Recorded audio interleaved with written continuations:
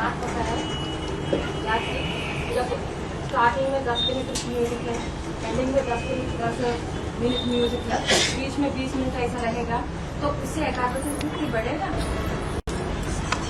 Music में ही बुद्धि चले जाएगा। है तो आवाज कम है, ज्यादा है, कौन सी कैसे गाना है।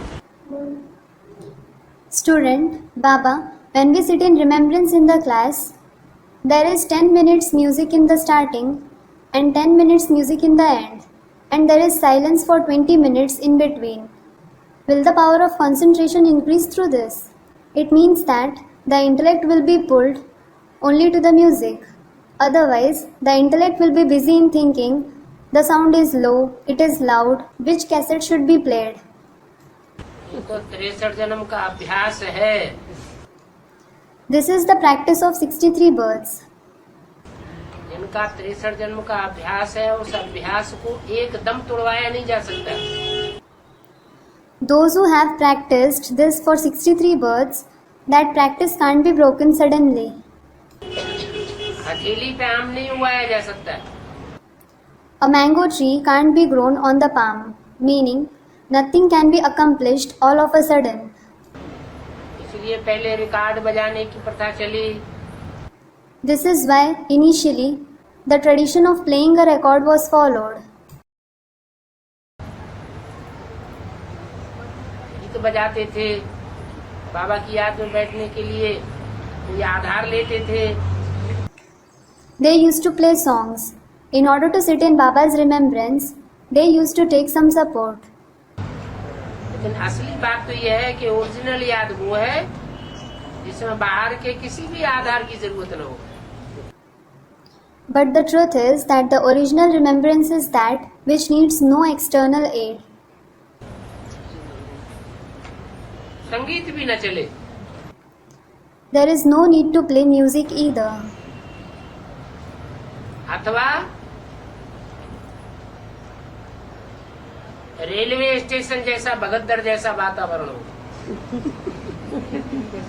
उस वातावरण में होते हुए भी बुद्धि का योग लगा रहे। Or else, suppose there is an atmosphere of chaos like in a railway station. Instead being in such an atmosphere, the intellect should remain connected with the Father.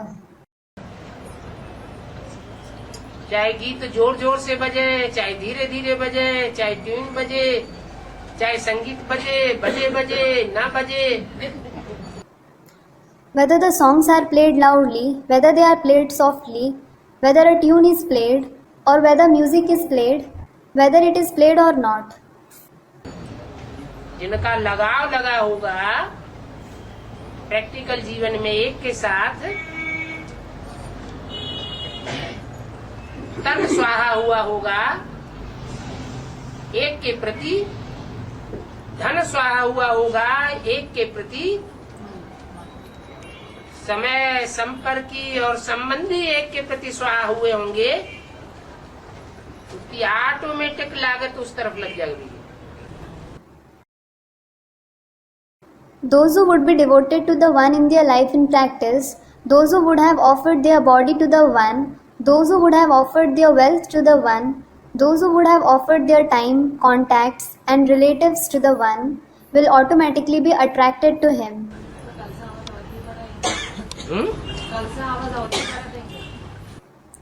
Student, from tomorrow onwards, they will increase the sound all the more. कौन सा आवाज? Music आवाज. जिनकी लगन लग चुकी है उनको कोई फर्क नहीं पड़ेगा। कान सहन कर नहीं पा रहे बाबा, कान सहन कर नहीं पा रहे। Which sound? Student, the sound of music. Those who are devoted won't be affected by it at all. Student, Baba, the ears aren't able to bear it.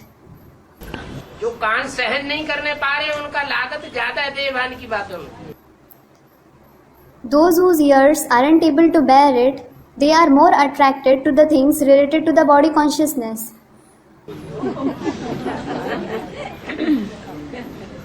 आगे चल के एटम बम फटेंगे, भारी भारी आवाज है। अभी तो जब दीपावली होती है तो छोटी छोटी बम्बियां फटती हैं, फटाफट फटाफट फटाफट, लोग परेशान हो जाते हैं। In future, the atom bombs will explode with a loud noise.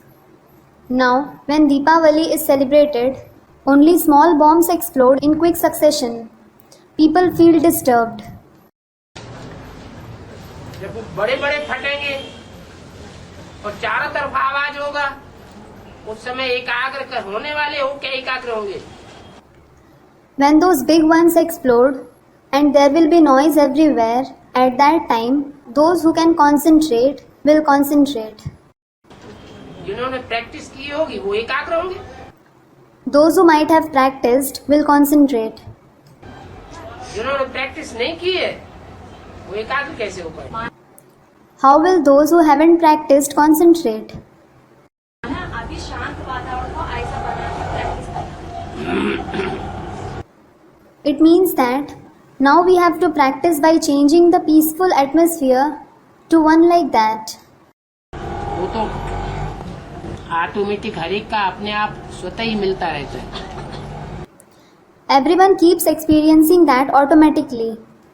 कोई होते हैं शांत वातावरण में रह करके भी दम चक्कर मचाते रहते हैं। Some create a disturbance even while living in a peaceful atmosphere. खुद भी दुखी होते रहते हैं, दूसरों को भी दुखी करते रहते हैं। They themselves keep on becoming sorrowful and keep making even the others sorrowful. समझ लेना चाहिए कि जब आने वाला ऐसा वातावरण होगा तो उसमें वो कितने टिकेंगे। One should understand that when the coming atmosphere will be such, to what extent will they survive in that?